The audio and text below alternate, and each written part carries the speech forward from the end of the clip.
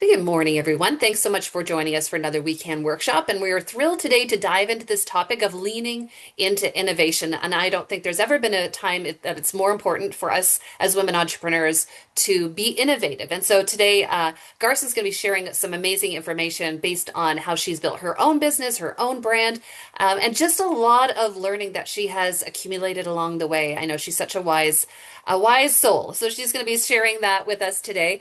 As we're getting started, certainly do invite anyone who would like to introduce themselves in the Zoom chat. Let us know maybe where you're connecting from, what your business is. If you have a link that you would like to share with us, please go ahead and do that. While you're doing that, I'll acknowledge that Queen's University is situated on the ancestral territory of the Huron, the Anishinaabe, and the Haudenosaunee peoples.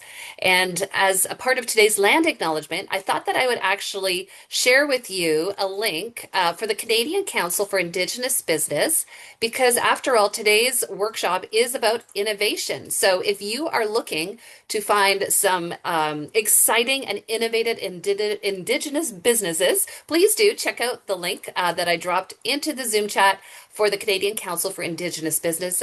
There are actually businesses that we serve here in the Weekend community and the Kingston area who are listed there, so you might see some familiar faces. All right, so let's dive in. Thank you so much for joining us again. Like I said, a few more will be joining us, I know, but it's great to have you. And as Emma has just done, if you want to introduce yourselves in the Zoom chat, please go ahead and do that. This is a great opportunity for business visibility as well as learning, of course. Garza, thank you so much for joining us today. I'd love for you to take the virtual microphone and lead us in to this amazing topic today. Yeah, thank you so much, Carrie. So glad to be here. Yeah, thank you for joining. I am going to be talking today about leaning into innovation, how we can take our business from an idea to a full-scale product and finally a revenue generating company. Why innovation? Why me? And why are we talking about this topic? And maybe I will share a bit about my journey as to how we started Kavodax, building in the fintech space, combining very deep tech and fintech innovation pieces all together to really streamline a process of banking that was probably in the same space from the 90s with the way things are built up there and how we built it from just an idea to now having to be live in 50 countries while people are transacting, sending money globally. And so that's where a lot of the sharing would happen based off of my own experiences, based off of the startups that I've worked with, but also based off of the learnings that I've had, the times that we failed, the times that we didn't know how to do it, the times that we had to figure it out all by our own, or the times we had to go to places like this, podcasts or other people, and just learn from their experiences and see where that would fit in within our own journeys. I really want this to be very interactive. So let's talk through it together. And if you have any questions, just unmute yourself and let's engage together. Yeah, in today's session, we are talking about a few different pieces of what innovation is, why it matters, what it really is, how you find opportunities, and how you take your business to those next steps. And the most important part of taking action, translating your thoughts into tangible step-by-step actions and planning towards it.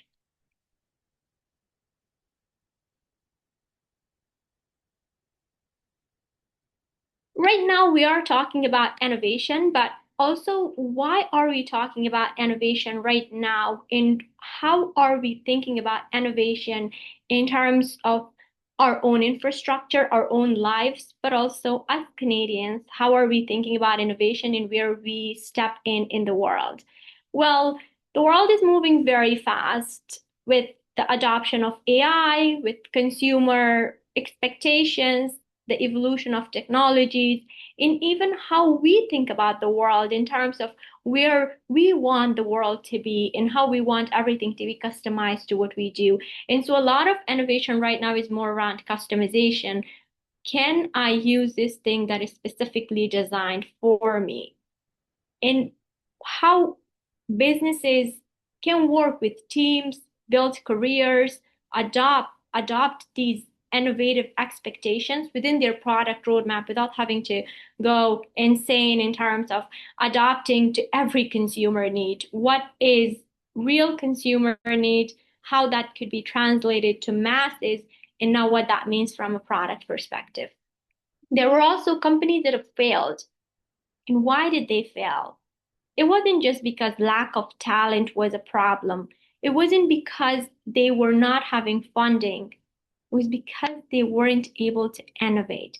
They weren't able to adapt to the consumer needs, to adopt to new technologies. Because when we see over the last 20 years how much innovation have happened, consumers are adopting very quickly.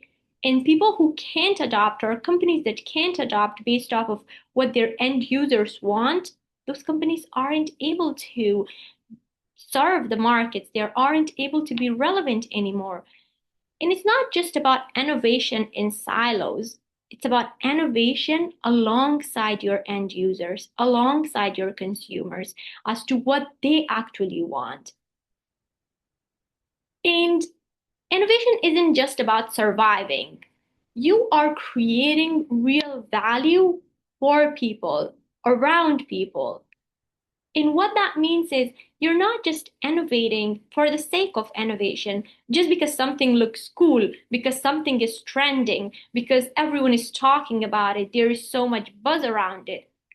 No, it's not that people want to innovate. And one very good example is, let's say, ChatGPT or Claude.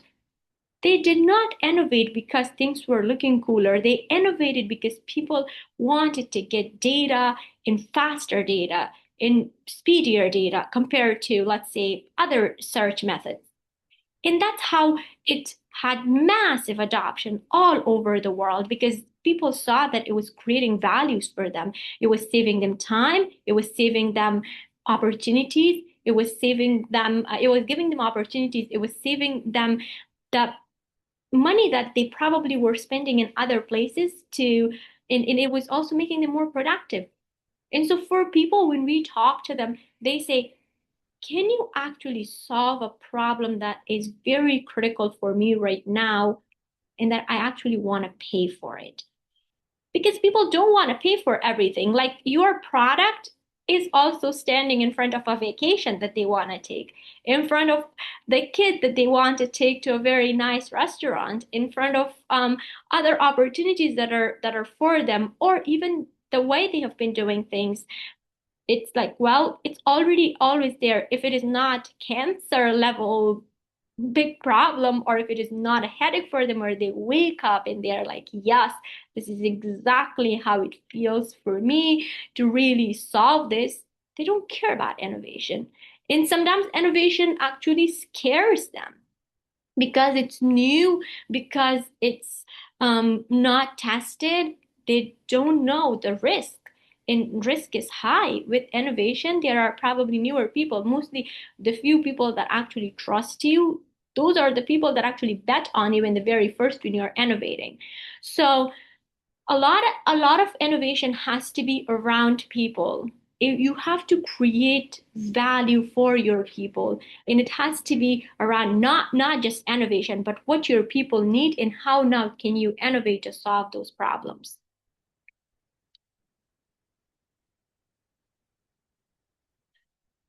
We see that if we are not innovating, the cost of not innovating is high.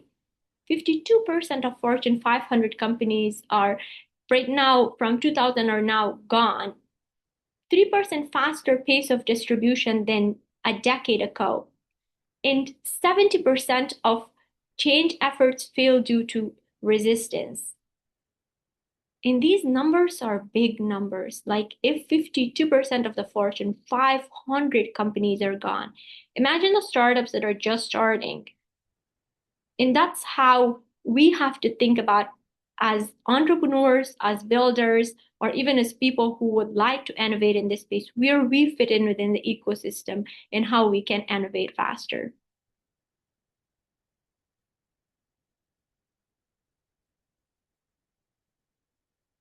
So I want you to think right now, think about your own life, about your own work. What is one thing that has changed in the last 2.5 years? Or what is one thing that hasn't changed in the last 2.5 years? And the things that have changed in the last 1.5 to 2 years, what were they? And what were the things that were not changed? And why it didn't change? Is it because it's working great or because change feels hard? You don't have to share it with me, but just reflect on it for a minute or so and think about it in your own life. What were the things that actually moved the needle for you, that you were okay with change? And Carrie, I will leave the chat to you to monitor the chat. So if anyone has any questions, they are more than welcome to share that with me, and I am happy to take that. Sure, will do. Thank you.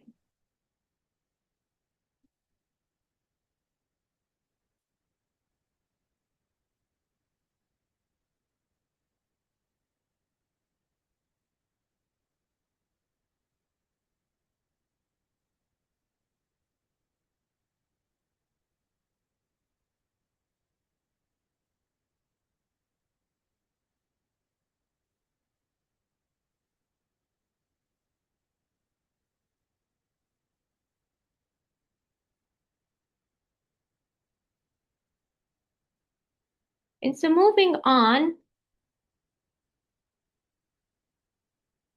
mostly we do this in open settings or in person spaces, but maybe I could open it up to the group. And if you are very willing to share, what's the one thing that you identified? Why do you think it stayed with you? And what is the one thing that actually really moved the needle for you in terms of change that you actually wanted to change? Because innovation is about change. It's about living a new life. It's about doing things differently. It's about changing the status quo. Were there things that actually changed for you, and why did you adopt that? Is there anyone that would be willing to share with the team? Yeah, just as people are thinking, I was thinking that you had already mentioned the pain point, right? And the bigger the pain point, the more likely we are to change because change isn't easy, whether that's in business or, in the community, in our own personal lives. So I know health comes to mind for me immediately, at different ages, people struggle with different issues. And so a lot of times we don't have a choice but to make changes if, I suppose we always have a choice. But that's what came to me just from a personal point of view is health and wellness. Yeah, absolutely. And that's so critical. Like if something is impacting my health, it's impacting my wellness, I would like it to be changed so that I am healthier. I am in a much better position in the future. I'm in a very good position when I see myself in the next 5 years or 10 years, or even if I have a health issue right now, that I can solve it and I don't have to it's painful. Like if you have a headache and you need to have the medicine to cure that.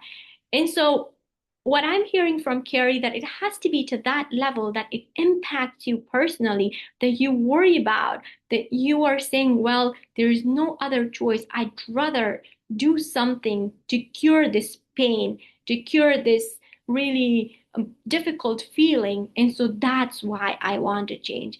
And that's exactly consumer ends, like consumers and end users of your products are looking for those exact same pains. They are looking, are you a vitamin or are you a painkiller? Are you able to solve my problem or is it a good extra added something on top of what I have? And if it is something good, maybe I don't like it too much and I'm okay with it. I don't want to pay for it extra. So that's very important when we talk about innovation and how end users are interacting with it. So now let's dive into, okay, what is actually innovation? What are things that we think are innovative, but maybe they are not? What are some myths about innovations? What are some things that we probably have to maybe reframe our thoughts around innovation?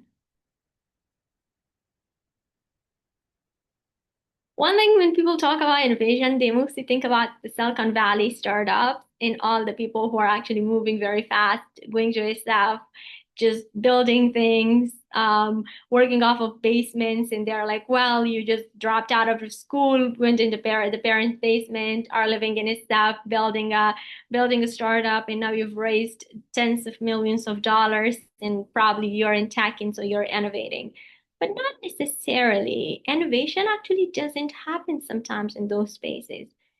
How did Uber come into play?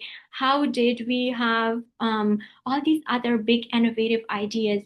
They happen to be at a point where people were feeling, the actual builders were feeling a pain. They were standing in the rain and it was night and they did not have any taxis.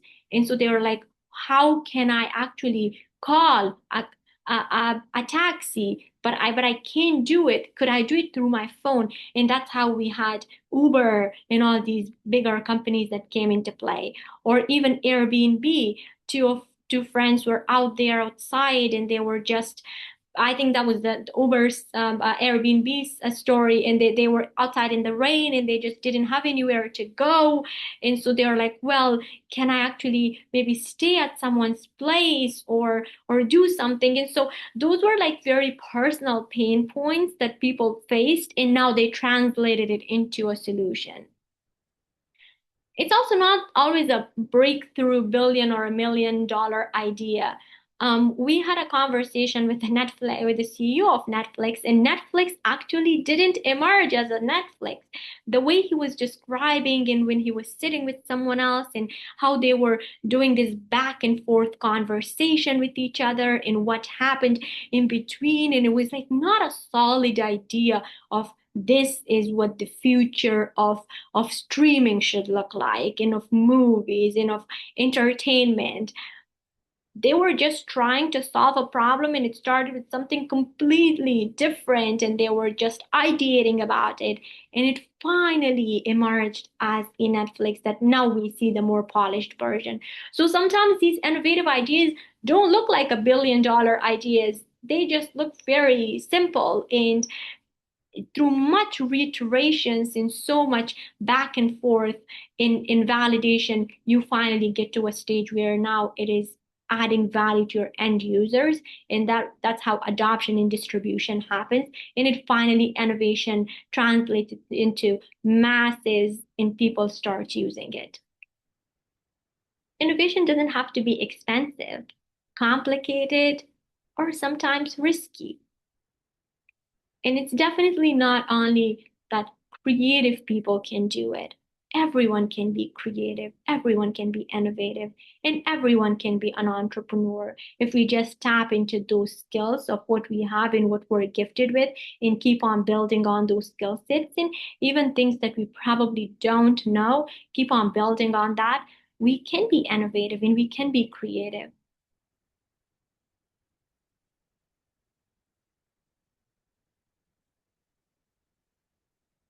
So, what innovation is actually simply solving problems faster, better, cheaper for the people who matter most. Like Carrie was saying that for her, it's about health and wellness. There is a problem there. If my health is not good, if I'm getting older and I'm facing some problems, how am I going to respond to it? Or what is that about my health? And so it is something like she identified an age group that matters the most for them. And it's also a problem. And now that problem needs to be solved in a better, cheaper, faster way. And once we see that, that actually translates into innovation.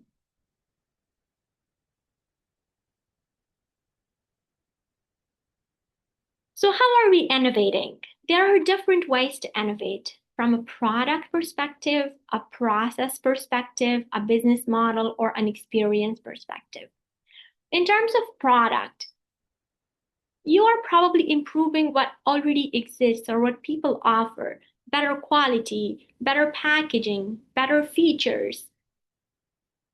Like one example would be we've had several types of drinks in several types of beverages that we've had. But right now, we see that more and more people are actually building new types of beverages that are not having sugar, that are maybe not having a lot of, that are adding new ingredients into it, like beverages for sleep, beverages for people who are having maybe diabetes, beverages for people who actually want to stay athletic and are running faster, or are doing other types of activities. It's mostly around product, that you are building products in either innovating new products, building them to the market, getting them to the market, or working off of existing products and making them better in terms of quality, feature, packaging, that it adds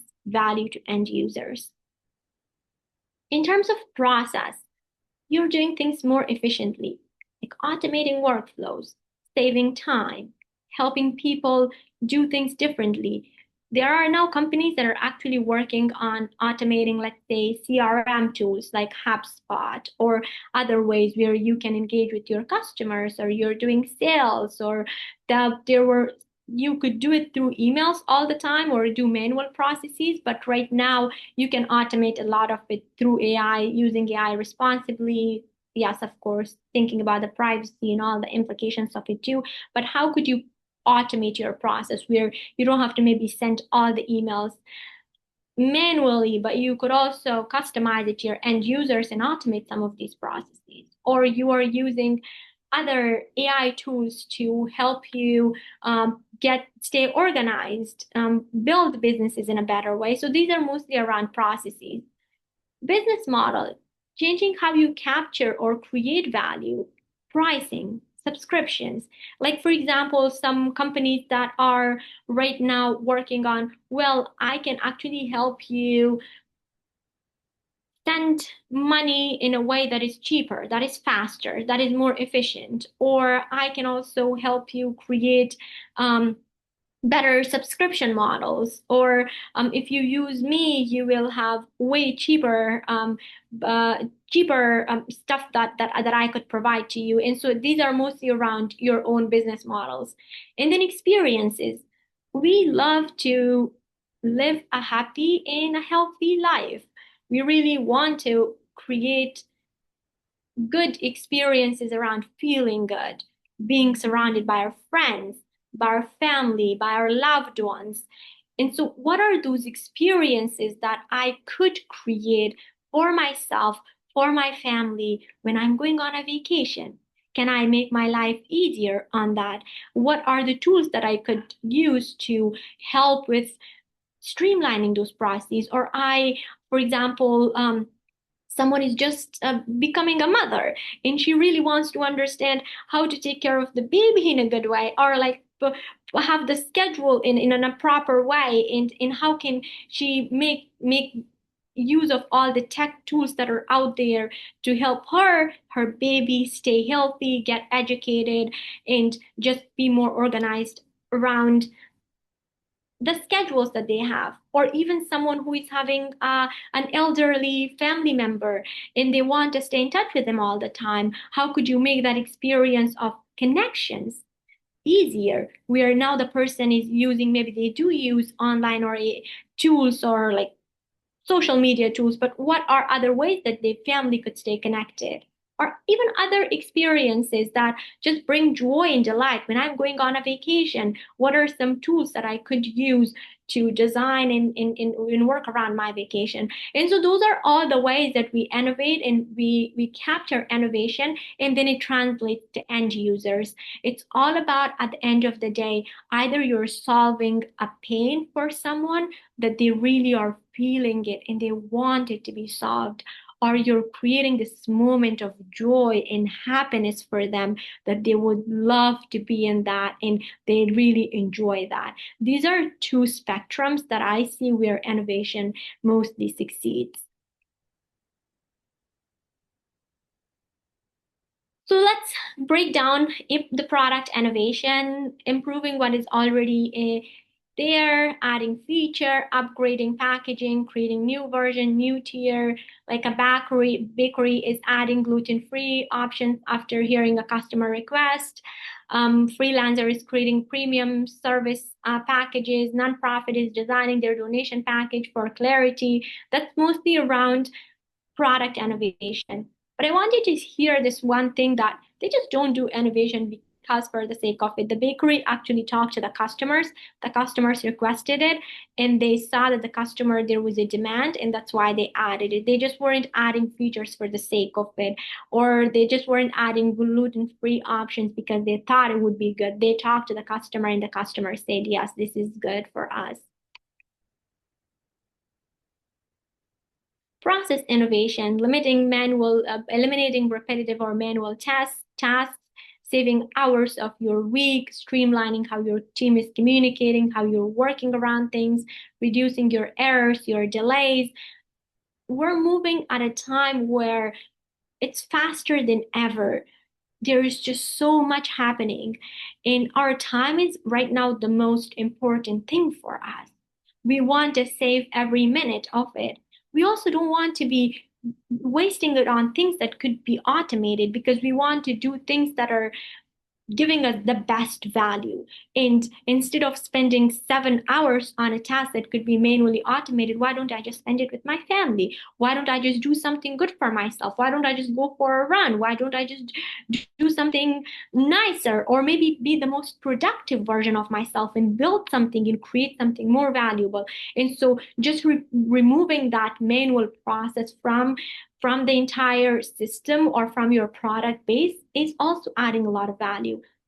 Like a salon is adding online booking instead of phone calls only. So you can go and you can start booking your stuff using AI to draft emails or reports. I use this a lot.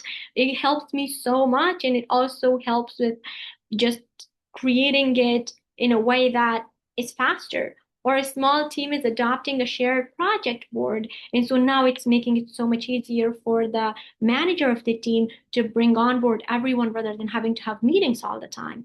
These are some ways where we can think about, even if we're not entrepreneurs, but we work in our work processes in our daily lives, how could we create and add these things in terms of innovation to make life easier for us, but also for the people around us and make ourselves more productive?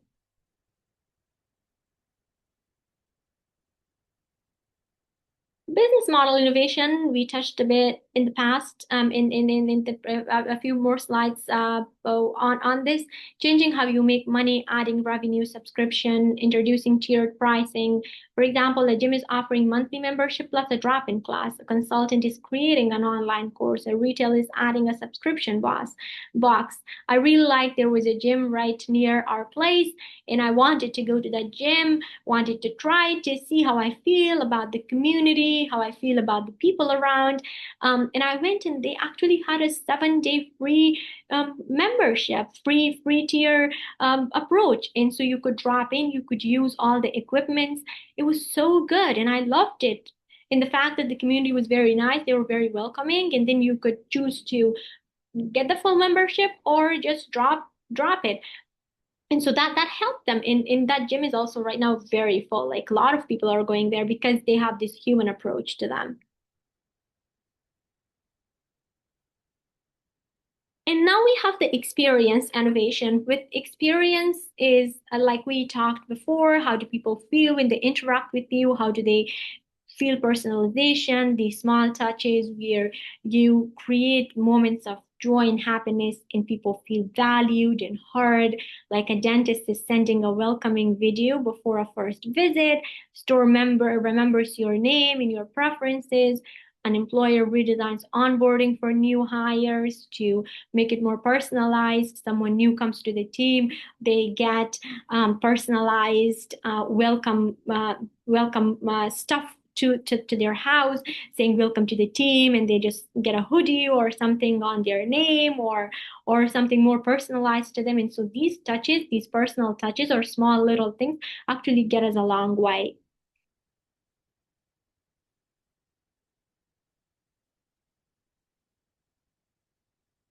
So innovation doesn't start with ideas.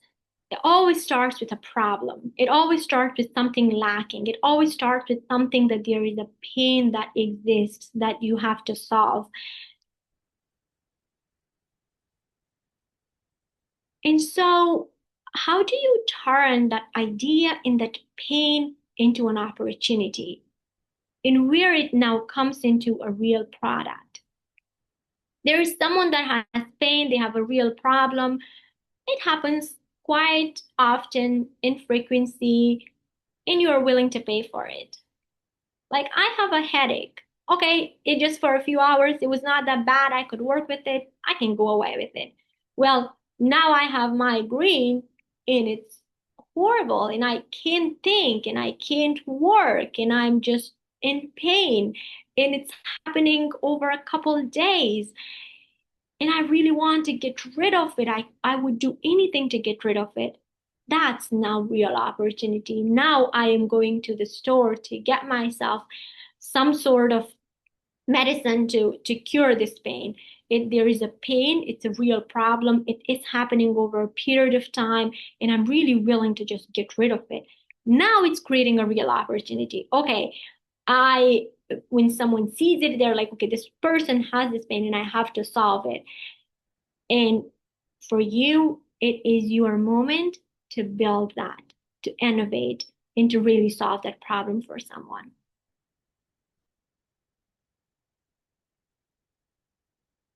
Okay, so now we are saying that, well, innovation is where problems are. We are thinking about innovation from a problem perspective as to how we can innovate when people are facing problems. But it also is how do I identify that there are problems because we see tons and tons of problems across the world with our lives, in our lives around us. But do you understand sometimes like do you pay attention to that there are just few people that actually notice the problem in a different way.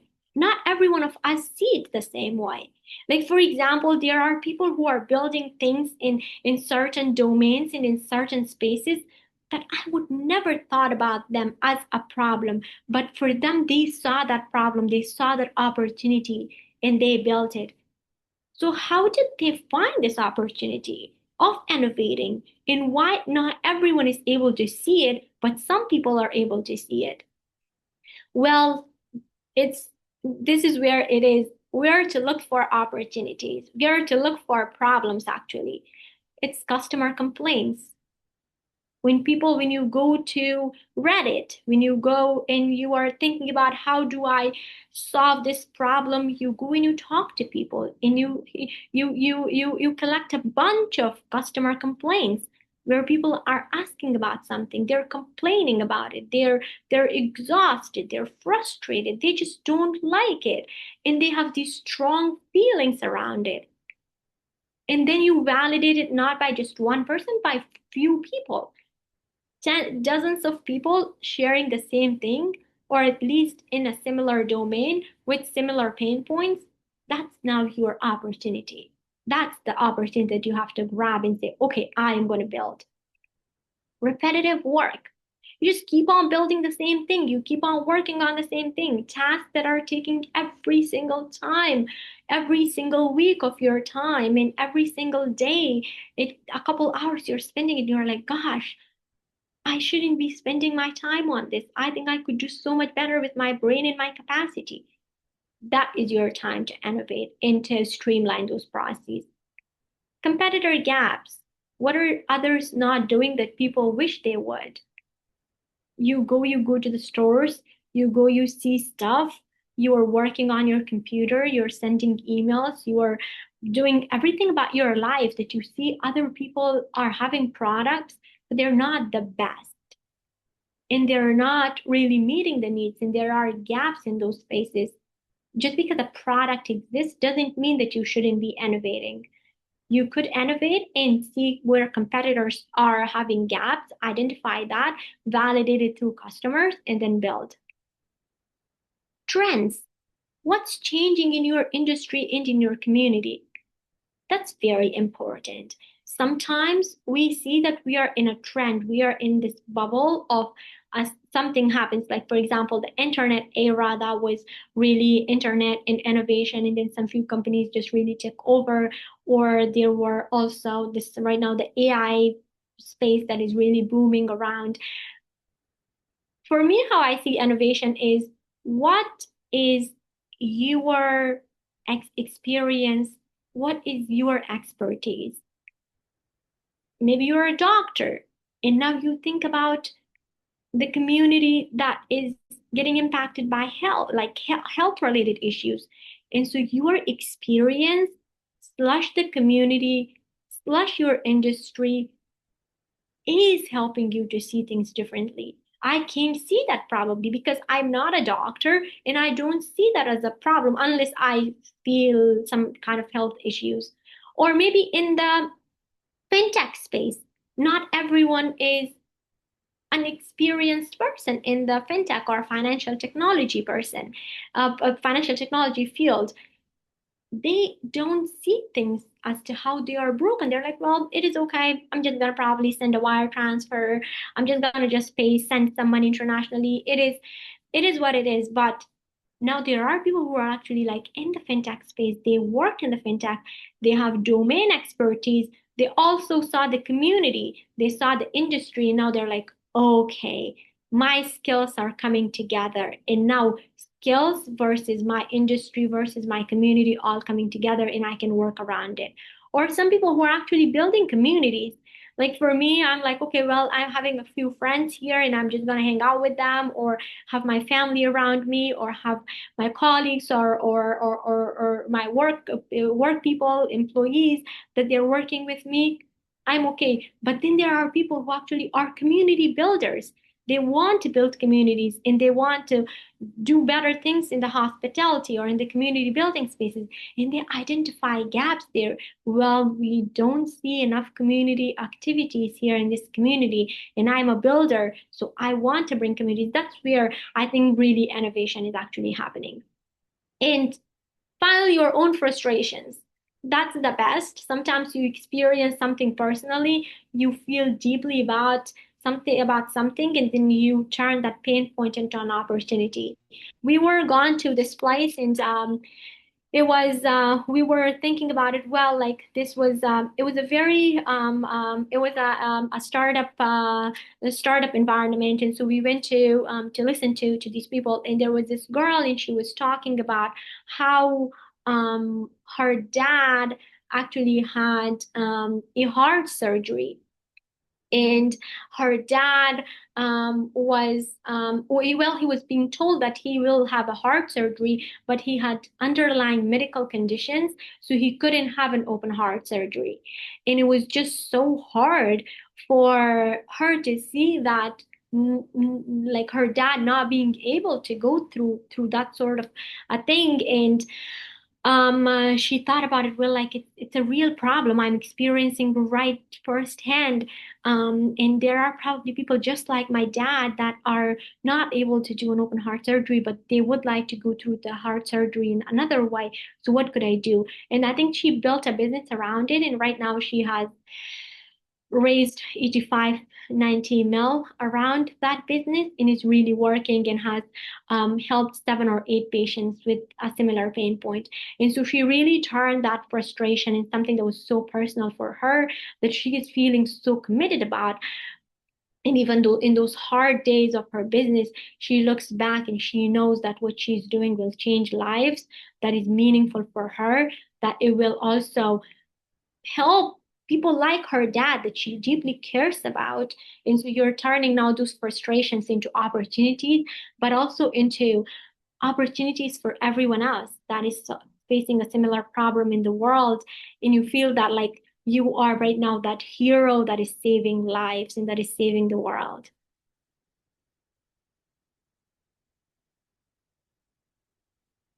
So I want you to think about 3 frustrations in your work, in your daily life.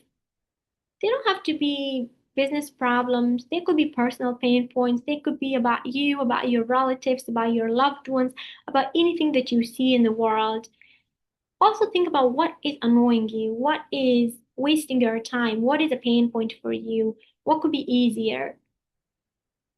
And maybe that's where you can spot your opportunity.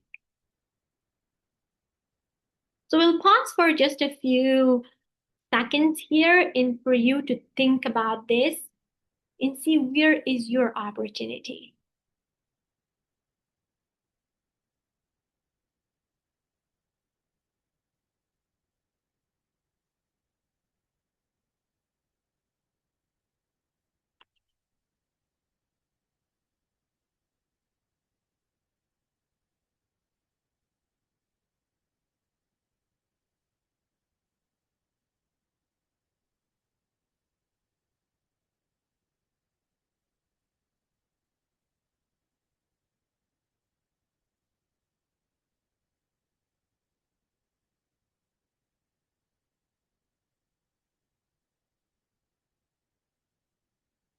Okay, so moving on. And if you were to narrow that down, look at your three frustrations and circle the one that is happening frequently, is costing you time and energy, money. Other people would probably experience the two. And that is your starting point. Maybe you don't have it all right now, but think about it. Think about it when you are walking, when you are waiting for that when you're going to the grocery store, when you are waiting for something, for like your bus to arrive, or for when you're driving and you just hear the traffic light and you're waiting. Think about it. These are, I think, very incredible opportunities for us to see things that maybe we wouldn't have seen otherwise, and then pick one that is really, really a pain point for you.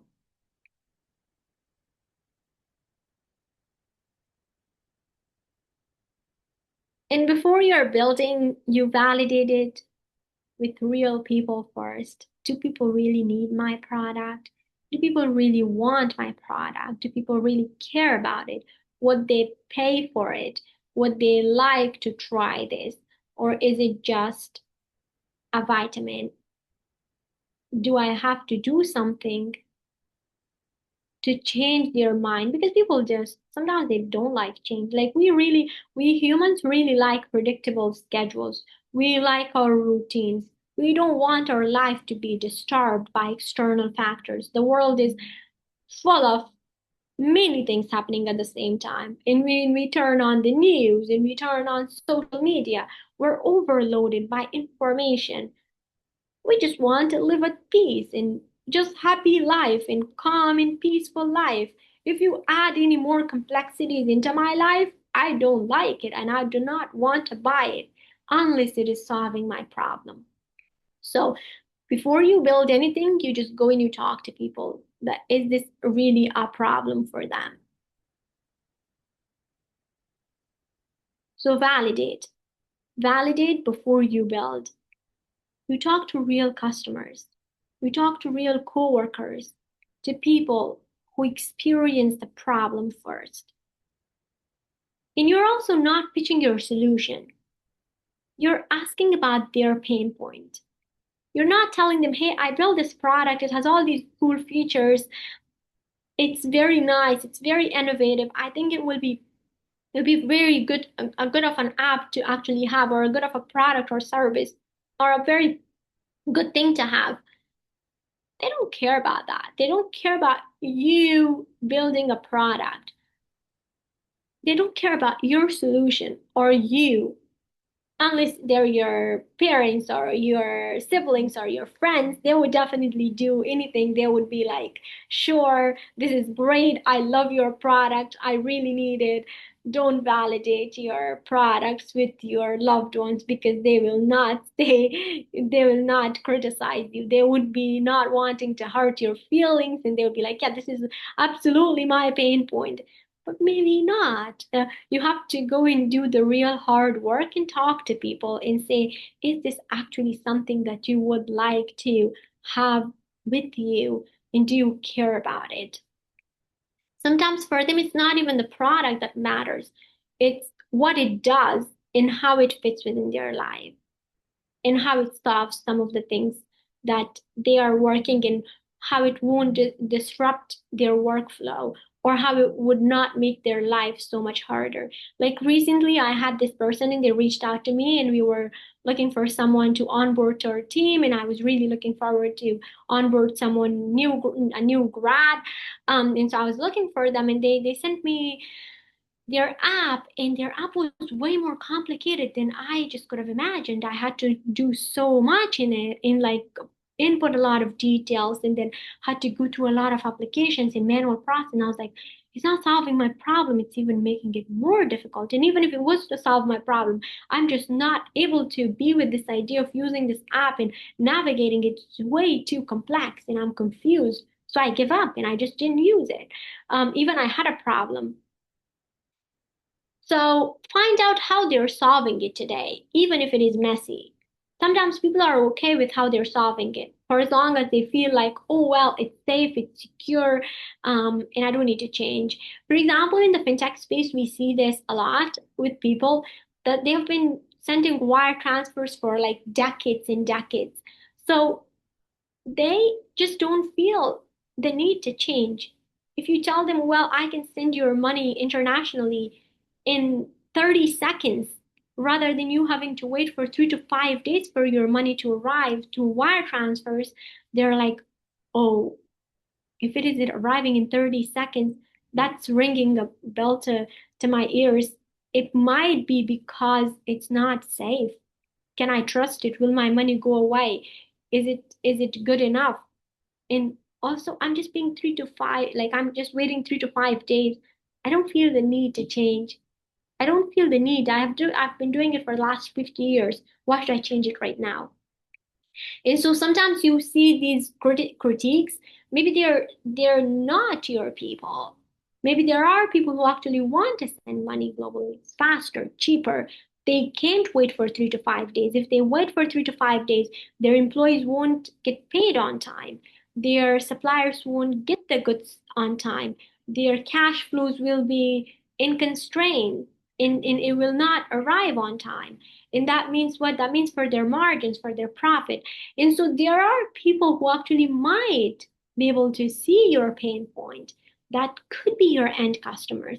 And you also have to actually identify the naysayers by saying, well, not everyone is actually adopting innovation at a pace we want it to be. They're not my customers.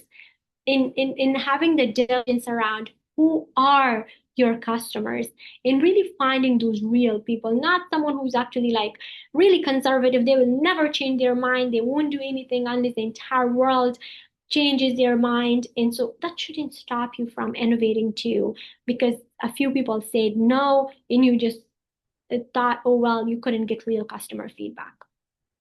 There are people who might experience it, and just talking to those people and a few people that actually see it, that could be good signals for you too.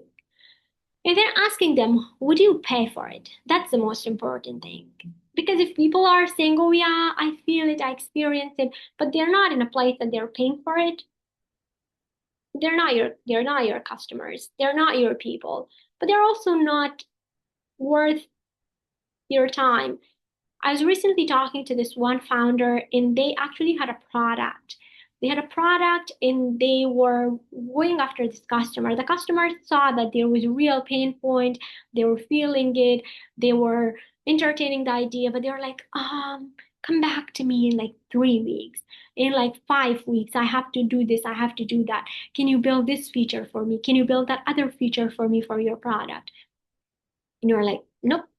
I'm not able to do that all the time for you, all the time to change things for you. So if you can't pay for a better solution, then that is your time to say, well, maybe not. Invalidation saves you from building something nobody wants. If nobody wants your solution, maybe it's your signal that you shouldn't build it instead of wasting a week or so or a month or 2 months on the build.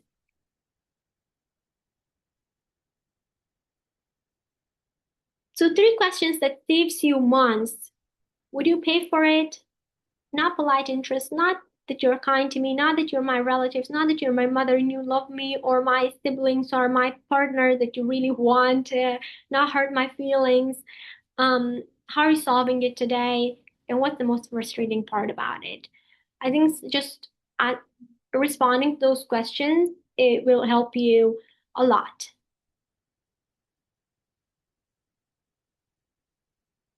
The innovation trap, overthinking, overbuilding, waiting for too long. Sometimes we spend months planning instead of testing. And you don't have to do so much analysis. Analysis doesn't help you a lot. It is killing more ideas than ever failure will do. Like failure is good sometimes. Yes, it's very hard to fail. It feels terrible, feels embarrassing, it feels bad.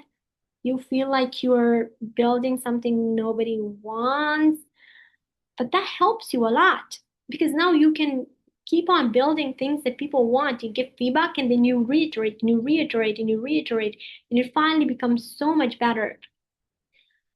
So don't overthink it. Don't just get stuck, well, I will build it, and keep on thinking about it. The best thing is taking action. Overbuilding, making it perfect before anyone sees it. You don't need an app. You need a conversation first. You need a prototype. You need something that people can actually see it. They're like, yeah, if something like this was built, I would use it. Um, um, I was reading a note from the people there. There was a company, and they actually built the first AI note taker with these meetings. And so the guy was saying that what they did, they built like five startups or so before, and none of them worked. And with the sixth startup, they were saying, well, let's do this. They told people that it is an AI note taker that is taking their notes, but they would turn off their cameras and they would be taking notes themselves. And they would be taking notes themselves, and they would be then, like, when the meeting was over, they would send it to the people and would just really work so hard to clean up the notes, and then would send it to people after like 30 minutes or so.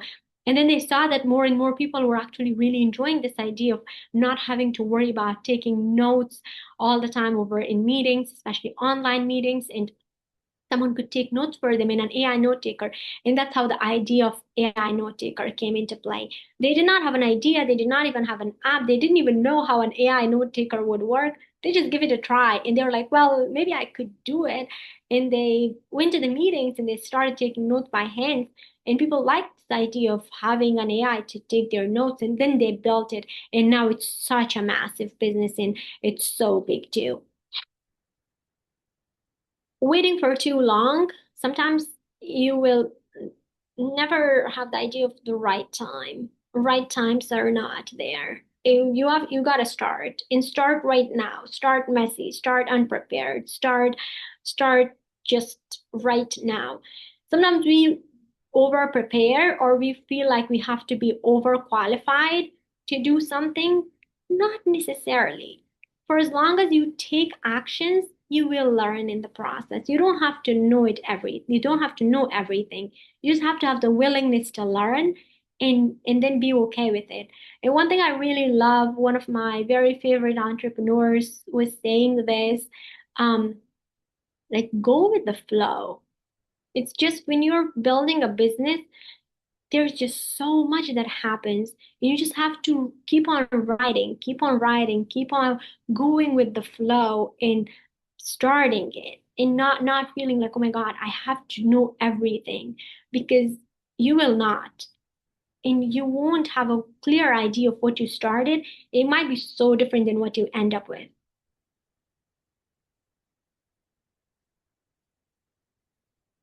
So that's where the MVP mindset comes in. It's a minimum viable product. It's the simplest version that's actually very useful, where you can test it with people, you can iterate it, you can get real feedback from customers.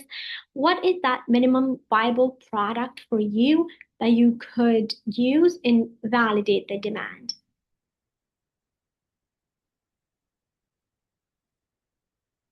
So, like, let's say you are launching a course, run one live workshop first and see if people are showing up.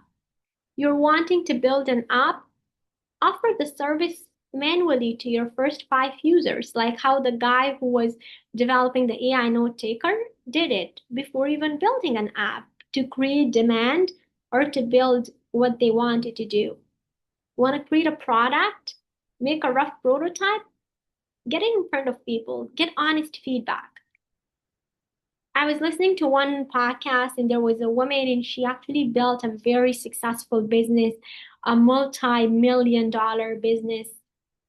And she was saying that what helped her was being okay with the idea of being embarrassed.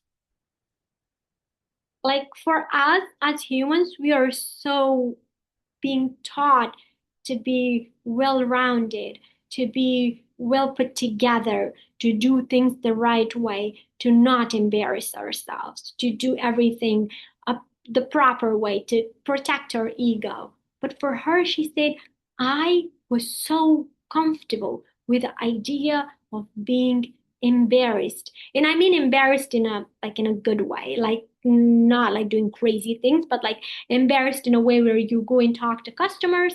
They say, no, I don't like your product. This is not a good product. You go and you talk to your employees and they say, oh, you're not doing the right things, or I don't like how you show up, or you go and you talk to investors and they just bring you down and they say, no, I don't like your idea. And you hear a dozen no's, and this now becomes like your product or your company becomes a very huge part of your identity because you've put so much of your life into it. You want to build this and you want to really scale it. And so it becomes so personal that anything that happens and people talk about, like your company, it becomes your identity.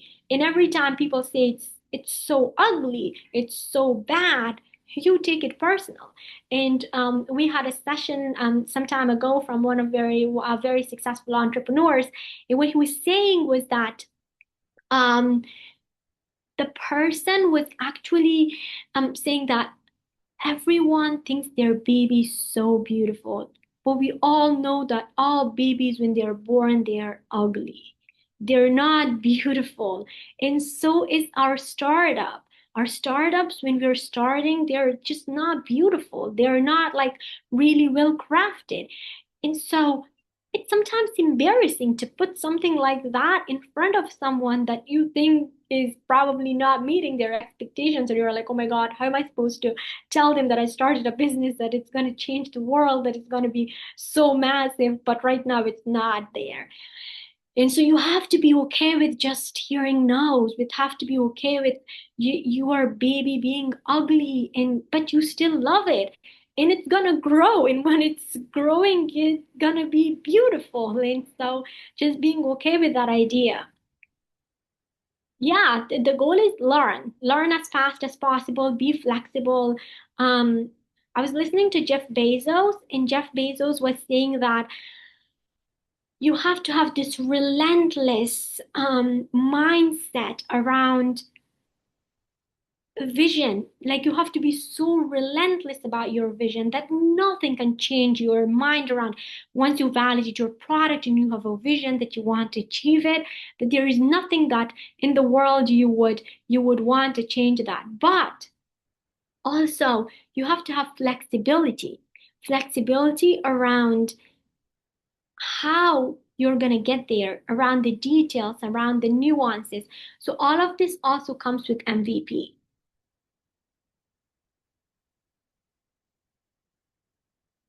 So in terms of the innovation loop, what are we hearing here? Identify, find a real problem, validate, talk to real people before building, then build an MVP to test it. Go get real feedback with test. Iterate, move, improve, and that's how innovation happens. And it is not linear. Sometimes you're probably going to be doing identifying, you're validating, building MVP, testing, improving, and then it keeps on. The circle is it keeps on continuing. It's not like once done and forever done.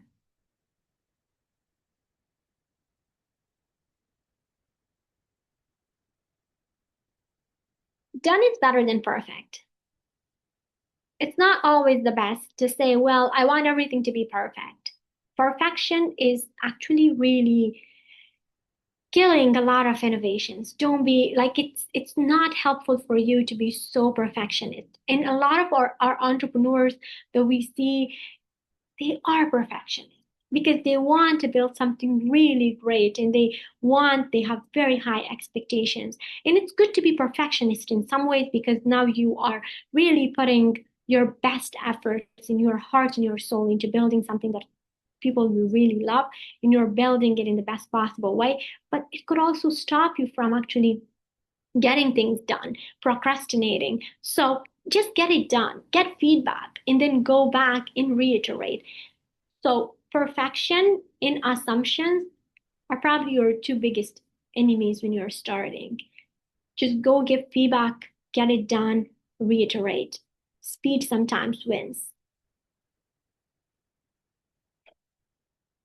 Like a local fitness coach was struggling to reach clients. She asked 20 Instagram followers if they would join a live class. 15 said yes. She hosted one Zoom class for $10 per person. There was no website, no app, just a link. Within 3 months, she had 200 plus subscribers, two weekly online program. She's not wait for perfection. She started with what she had. She built it out of there. She created demand. She built people. She brought people together. And now she can actually, once she gets to that place, website, app, all that stuff can come together later. So, what are you overthinking in your work or life right now? What would it look like to just start? And what's the worst that could happen if you tried a small test this week? What's the worst that could happen when people say no to you? When you fail? When people are telling you it's bad? When you get a little embarrassed around your product or your idea? Think you're still alive, you're still breathing, you're still doing okay, and you're just testing. Maybe it would lead to something as big as Uber, as Airbnb, as how big Amazon was, or even some of the biggest innovations in the world. And so we have to just cultivate that mindset of innovation in entrepreneurs to be those risk takers and keep on iterating.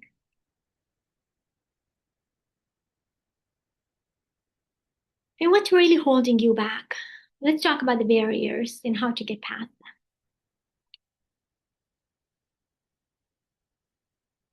Fear, time, budget, comfort. What if people judge me? What if I fail? What if I get embarrassed? What if I'm not good enough? What if I just can't do it? What if I'm just people are not able to respect me the way I wanted it to respect me? What if competitors see me and I just screw up? Oh well, I'm too busy. I can't do it. I have 100 other priorities. I'm so not able to do it this time. They don't need 40 hours of your time. You just probably need 1 hour per day. Oh well, I can't afford it, the budget is too high, I don't have money, or I'm just not able to be able to afford the innovation or the product or the idea that I have to bring it to market, or even comfort. Things are fine. I don't care about change. I don't want to change.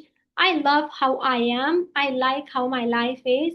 I like my 9 to 5. I like how I live my life. I just don't want to do anything else. I think I'm okay with my in my comfort zone, and I don't want to get out of the comfort zone. Like there is nothing wrong about 9 to 5. It's great. A lot of people are working in 9 to 5, but what are things that you could even embed within your the 9 to 5 place, or what are other things that you probably have not thought about but you could build outside your 9 to 5, or even things that you could build in your business in full time, or innovate in a faster pace.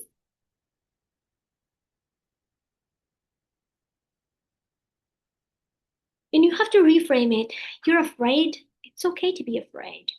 It's okay to feel those feelings. Everyone is feeling it. We're all humans. That's what makes us human. We all feel the need to be heard, to be validated, to be loved, to be felt important. And so when you have this idea of, fear and not being able to be good enough, or just being in in your comfort zone. Understand that a lot of people are feeling the same way. But if you act on that and be still sitting with that fear, you would be okay. Just telling yourself that I am okay, I will be okay. Regardless of this fear that I'm experiencing, I know that I have autonomy, I have agency, and I can take actions. And run small tests. Sometimes a $50 experiment that fails teaches you more than a 5,000 plan that you never start. And ask yourself, what is the smallest thing I can do today? What is that next move that I can do?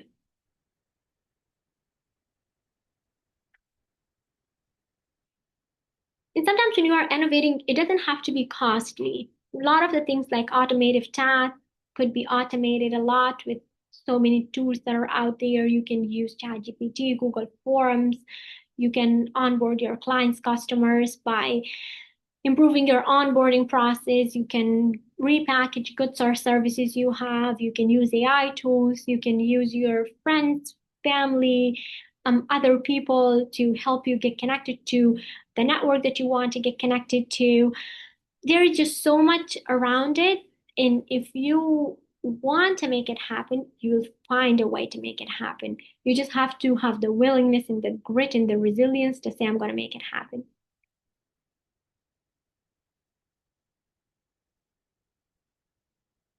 Yeah, found something that works, then do more of it.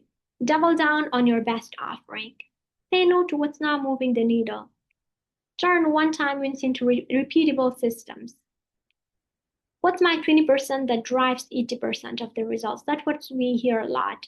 And document what's working and replicate that. Double down on that. What are you very good at? What are you very gifted at? What are things that you're really wanting to bring to the world? And then keep doing that. Keep bringing those skill sets into tangible outcomes for everyone. And things that are just not, that are draining your energy, people that are draining your energy, systems that are draining your energy, just don't be around them. Automate that, delegate it, have a growth mindset. And so maybe let's think about it from like a very actionable step-by-step process, a week-by-week process of like how you could innovate where you can drive results.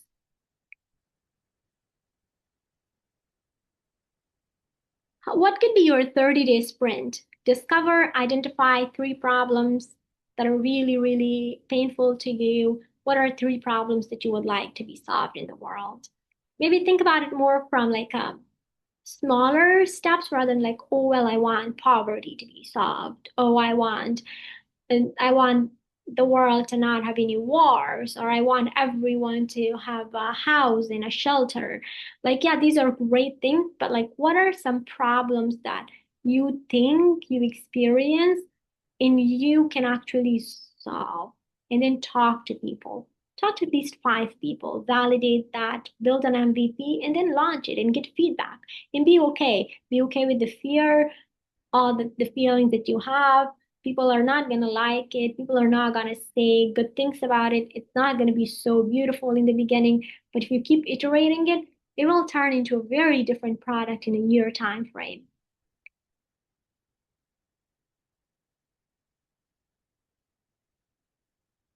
Yeah, so I wanted to, like, you spent your very 1.5 hour precious time this morning with us. Leave with one thing, write down one idea that you will test in the next 7 days.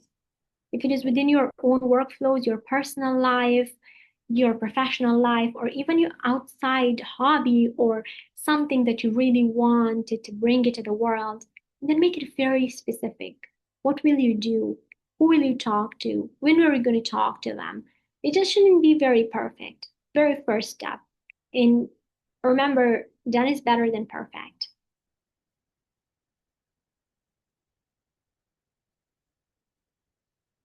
And I would just leave this right now. You don't have to share your commitment. Keep it in your with yourself and see how it could help you. So, what are some key takeaways from this session? Start small. You don't need a very, very big plan. You don't need to have every step of the process figured out. You don't have to understand everything. Start very small. What are some steps that you could take today that would help you towards your bigger goals? And maybe it's okay not to have a bigger goal at this point in time and just have smaller steps that would translate into creating bigger and bigger visions in the future. You never know what would it do to you and how would it change. Move fast. Speed is better than perfection. Focus on problems. Innovation is actually solving a problem for people, turning it into opportunities, being at the right time with the right people at the right spaces and surrounded by the right environment. Seeing it differently and then turning that into an opportunity for yourself, for others, staying curious, being okay with being told that you're wrong, being okay with going back and forth and not marrying your idea or your initial business plan, being okay with pivoting, being okay with changing course, being okay with changing the details, being very flexible, and having the flexibility to change things in a way that would help you, but also being okay with this idea that it might not work out. It's okay to fail. It's okay. There is nothing wrong in failing. And if you fail one time, you will succeed the next time. There is just we had a session with Mark Cuban, and he said, "Well, only one of your business should succeed. Like you only need to have one idea for you to succeed and for you to be able to really build a business around it. And so it takes sometimes 7 ideas for you to get to that 8th idea and for it to succeed, or 10 ideas. And so it's about grit and resilience to keep going and keep moving forward regardless.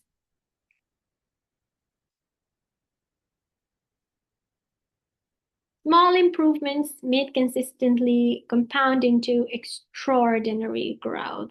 So keep going, keep experimenting, keep innovating.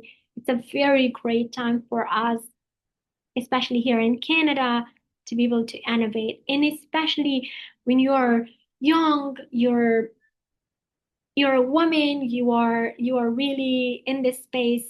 Um, Even university students, there is nothing that would stop you from innovation.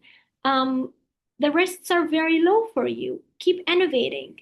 But even if you're in your 30s, in your 50s, in your 60s, that should not stop you from innovating. Age is never a constraint. Sometimes people have built their best businesses on an average at 40s or 50s, at 60s.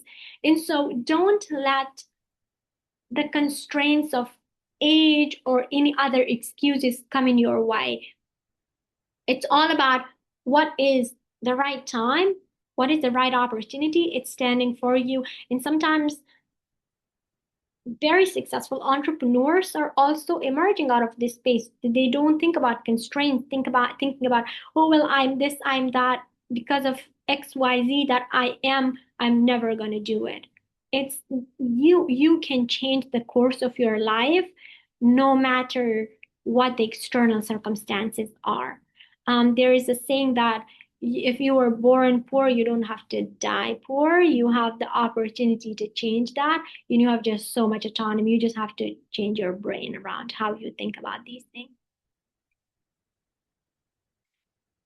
And so I will leave it to right now. Questions, open discussions. If there is any questions or if you would like to discuss anything, we can make it interactive. Fantastic. Thank you so much, Garza. I'll end the recording at this point and then we'll see if there are any questions from the group. Thank you so much.